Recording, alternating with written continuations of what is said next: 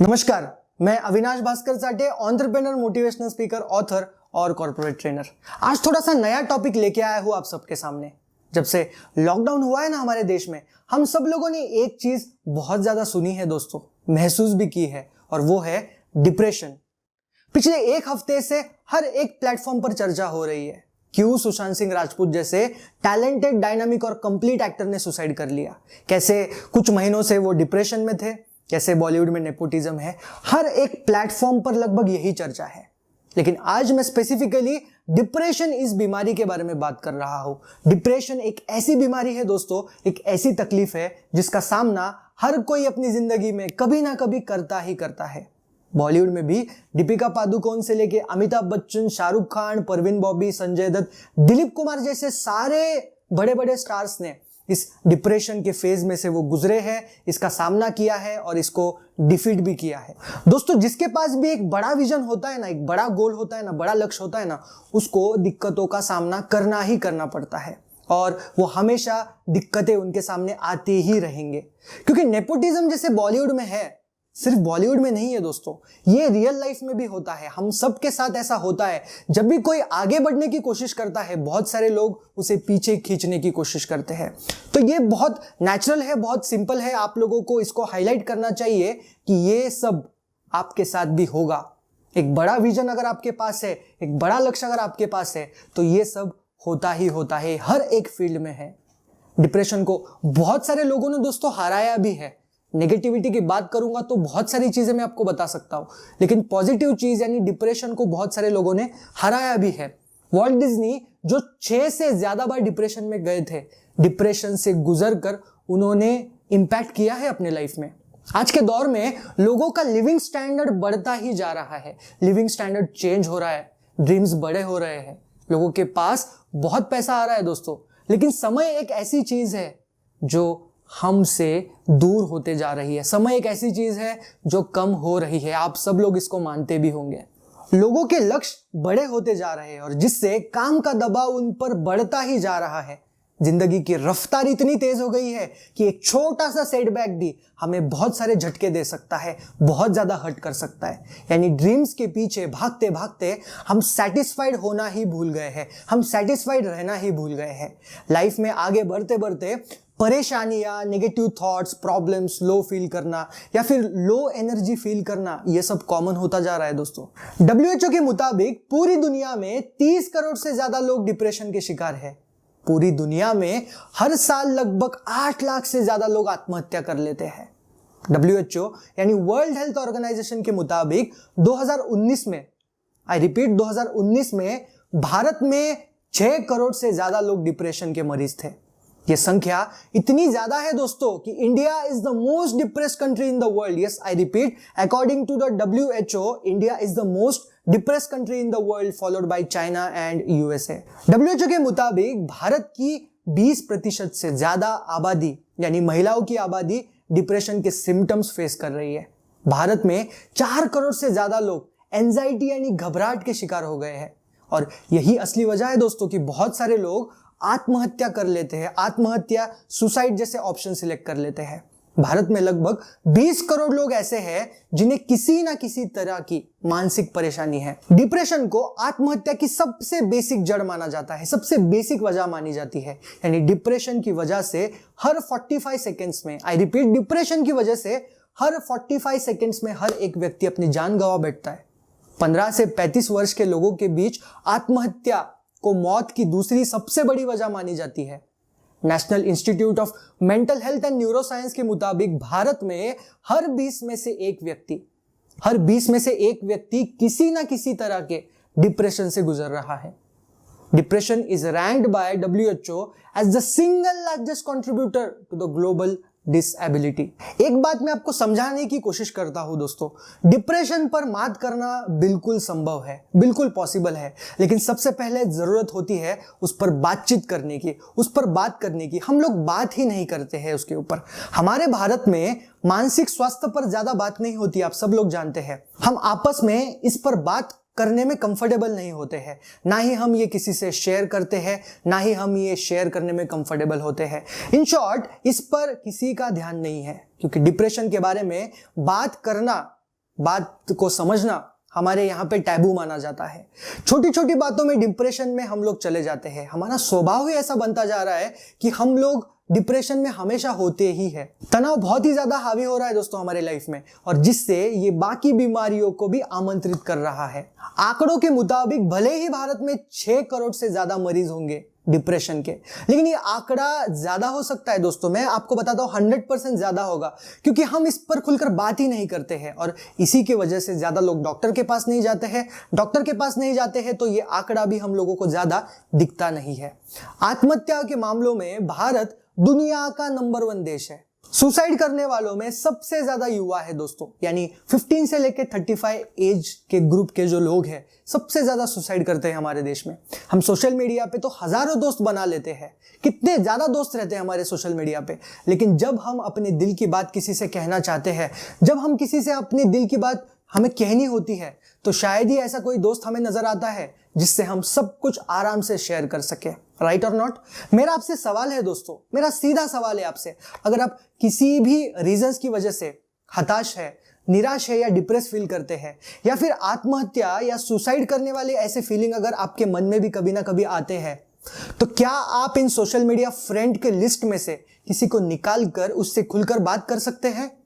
I think बहुत कम लोगों का आंसर हाँ में हो सकता है। सोशल मीडिया वाली फ्रेंड लिस्ट तो हमारी काफी लंबी होती जा रही है, लेकिन एक्चुअल क्लोज फ्रेंड्स की लिस्ट काफी छोटी हो रही है। आप सब लोग मुझसे एग्री करते होंगे। इसमें रीजन है, इसमें सबसे बेसिक रीजन है कि जब आप फेसबुक पे या व्हाट्सएप पे किसी से बात करते हो ना, तो यहाँ पे इमोशंस का लेवान देवान नहीं होता है, इमोशंस शेयर नहीं होते हैं। तो इससे क्या होता है, इसमें वो कनेक्ट नहीं बन पाता है। सामने बात करने से हमारा इमोशनल कनेक्ट बनता है सामने वाले से, और ये इमोशनल कनेक्ट ही हम लोगों को हमारा स्ट्रेस लेवल डाउन करने में मदद करता है। अब समझते हैं डिप्रेशन क्या होता है और इसको कैसे पहचाने कि आप डिप्रेशन के शिकार है या नहीं है। डिप्रेशन सबसे पहले तो आपको कुछ लक्षणें देता है, कुछ सिम्टम्स आपको देता है। ये डायरेक्टली बीमारी में कन्वर्ट नहीं होता है, और वो उसके बाद में, यानी लक्षण देने के बाद ही बीमारी में तब्दील हो जाता है, कन्वर्ट हो जाता है। लक्षणों में हमें लगातार उदासी बनी रहती है हमारे अंदर, हम हमेशा लो फील करते हैं, सामान्य गतिविधियों को भी दिलचस्पी उसमें हम नहीं लेते हैं, डे टू डे लाइफ में भी हमें काम करने की इच्छा नहीं होती है। और ये स्थिति अगर 2 हफ्ते तक बनी रहे, आई रिपीट, अगर ये स्थिति 2 हफ्ते तक बनी रहे तो आप डिप्रेशन के शिकार है दोस्तों। अगर आप स्टूडेंट हैं, आप सब लोग जानते हैं, कोई लक्ष्य का अगर आप पीछा कर रहे हो, कोई एग्जाम अगर आप क्रैक करने की कोशिश कर रहे हो और अगर आप वो एग्जाम क्रैक नहीं कर पा रहे हो, तो आप डिप्रेशन के शिकार हो सकते हैं। एक वर्किंग प्रोफेशनल हो, अगर आप आपके टारगेट्स अचीव नहीं कर रहे हो, अगर आप आपके गोल्स अचीव नहीं कर रहे हो, तो आप डिप्रेशन के शिकार हो सकते हैं। एक रिलेशनशिप में भी, चाहे वो हस्बैंड वाइफ का रिलेशन हो, यहाँ पे अगर वो बॉन्डिंग नहीं है, यहाँ पे अगर वो इमोशनल कनेक्ट नहीं हो रहा है, तो भी आप डिप्रेशन के शिकार हो सकते हैं दोस्तों। डिप्रेशन के व्यक्ति को लैक ऑफ एनर्जी का एहसास होता है। भूख एक तो कम हो जाती है या ज्यादा हो जाती है, नींद भी कम हो जाती है या ज्यादा हो जाती है, इंसान कमजोर महसूस करने लगता है, चिंता या घबराहट से वो हमेशा घिरा हुआ होता है, और ऐसे में आत्महत्या, सुसाइड जैसे ख्याल उसके मन में आते ही रहते हैं। डिप्रेशन एक ऐसी बीमारी है दोस्तों जो किसी को भी हो सकती है। आप इसे टैबू मत समझिए, ये किसी को भी हो सकती है। अब शुरू में जब भी हमें लगता है हम डिप्रेशन में है, तो हम इसे इग्नोर करते हैं, राइट? हम सब लोगों को लगता है कभी ना कभी कि यार डिप्रेशन में हूँ, चिंते में हूँ, या मैं कुछ फ्लो फील कर रहा हूँ, तो हम सबसे पहले तो इसे इग्नोर कर देते हैं। जब भी हम दोस्तों से कुछ शेयर करने की कोशिश करते हैं, दोस्त भी छोड़ ना कहकर उसे इग्नोर कर देते हैं। बाकी बुजुर्ग से भी, जो भी हमारे पेरेंट्स होते हैं या बड़े लोग होते हैं, उनसे भी बहुत बार हम डिस्कस करने की कोशिश करते हैं। वो बोलते हैं कि यार काम करो, आपको कोई काम नहीं है, इसलिए आपको ऐसा महसूस हो रहा होगा। तो इस तरीके से हम इसे इग्नोर करते हैं, और ऐसे रिस्पॉन्सेस किसी को भी अपने मन की बात बोलने से रोकते हैं दोस्तों। वो कंफर्टेबल नहीं होते उसके बाद वो शेयर करने में। हमारे सोसाइटी में भी हमें यही सिखाया गया है कि डिप्रेशन यानी कमजोरी का सिम्टम है, डिप्रेशन यानी कमजोरी का मार्क है, इसलिए हम लोग शेयर ही नहीं करते हैं, और इसी की वजह से हम कभी खुलकर बात नहीं कर पाते हैं। और जब भी हम बात नहीं करते हैं, तो ये माइल्ड जो डिप्रेशन होता है ना, ये बहुत बड़े डिप्रेशन में कन्वर्ट हो जाता है, ये स्ट्रॉन्ग फॉर्म में उसके आ जाता है, और ये तेजी से बढ़ने लगता है, which makes a man very weak and poor. एक फैक्ट मैं आपको बताने की कोशिश करता हूं, भारत अपने स्वास्थ्य बजट का सिर्फ 0.06% ही मानसिक बीमारियों में खर्च करता है दोस्तों। यानी कितना? तो 50 करोड़। इतनी ज्यादा पॉपुलेशन में हम लोग डिप्रेशन के ऊपर यानी मानसिक बीमारियों पर 50 करोड़ रुपीस खर्च कर देते हैं। सिर्फ 50 करोड़, आई रिपीट। इस मामले में बांग्लादेश भी हमसे आगे है, एटलीस्ट वो 0.44% खर्च करता है इसके ऊपर। वर्ष 2019 में भारत में सिर्फ 3800 साइकियाट्रिस्ट थे। साइकियाट्रिस्ट बहुत इंपॉर्टेंट है हमारे देश के लिए। अगर देश को आगे बढ़ाना है तो साइकियाट्रिस्ट रहने बहुत इंपॉर्टेंट है, लाइफ कोच रहने बहुत इंपॉर्टेंट है। लेकिन आज का सिचुएशन क्या है? सिर्फ 3800 यानी 3800 साइकियाट्रिस्ट है, जबकि देश को कितनी जरूरत है? देश को कम से कम 11,500 लोगों की जरूरत है साइकियाट्रिस्ट की। यानी भारत में लगभग 10 लाख लोगों में सिर्फ एक साइकियाट्रिस्ट है। आई रिपीट, 10 लाख लोगों में सिर्फ एक साइकियाट्रिस्ट है। बहुत पुअर सिचुएशन है। एक बात को समझिए दोस्तों, डिप्रेशन एक ऐसी बीमारी है जो ठीक हो सकती है। उसको छुपाइए नहीं, शेयर कीजिए उसको बाहर निकालिए। बहुत सारे ट्रीटमेंट्स आज अवेलेबल है। मेडिकल ट्रीटमेंट्स से इसको ठीक किया जा सकता है, मेडिसिन से ठीक किया जा सकता है। बहुत सारे मेडिसिन अवेलेबल है। काउंसलिंग से, वन-ऑन-वन काउंसलिंग से उसे ठीक किया जा सकता है। मेडिटेशन से भी इसका इलाज किया जा सकता है। दोस्तों बहुत सारे ऑप्शंस है, लेकिन व्हाट आई सजेस्ट, इसमें से सबसे कारगर जो है वो है आपके आसपास के लोगों के साथ बातचीत करना, आपके आसपास के लोगों को सुनना। दोस्तों समझिए, कोई ऐसा व्यक्ति डिप्रेस्ड पर्सन को चाहिए जो उसे सुन सके, उसके भावनाओं को समझ सके, उसको कभी भी जज ना करे, एक लवर्स इंटेंसिटी से उसको सुने। लिसनिंग, इस विषय के ऊपर मैंने एक स्पेशल वीडियो भी बनाया है, आप उससे जरूर देखिएगा, क्योंकि एक ऐसी क्वालिटी है, एक ऐसी एबिलिटी है जो अपने क्लोज लोगों को बीमारी से हील कर सकती है।